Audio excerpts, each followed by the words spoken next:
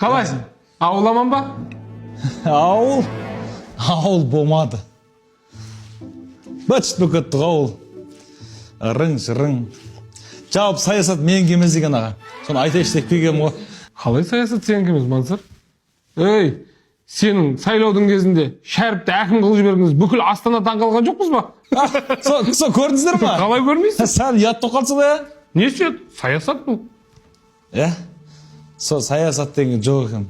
Жалпы мен мына мемлекеттік қызметтен кетейін аға. Мен жеке бизнеспен айналысайын. Мансар, жеке қызметке үлгересің. Жеке қызметке бүгін барсаң да, ертең барсаң да, бір жылдан кейін барсаң да үлгересің. Ей, мына кабинет, мына қызмет, осының бәрі еңбек, қандай маңдай термен келіп отыр. Дұрыс. Мына столдың өзі, мына столдың беті бар ғой мынау. Мынаның бәрі слайон... Пілдің сүйегінен жасалған мынаның бәрі. Бәрі пілдің сүйегі ма? Мынаның бәрі пілдің сүйегі. Бәсі көрініп. Мынау мен оққан кресло Италиядан арнайы алдырған.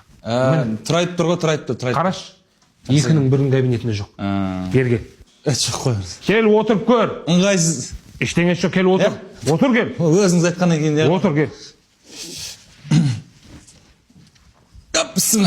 Қалай? Жақсы? Шалқай кішкене. Кін? Удобно кін? Түймені шеш, алдыңғы түймені шешіп қой. Міне.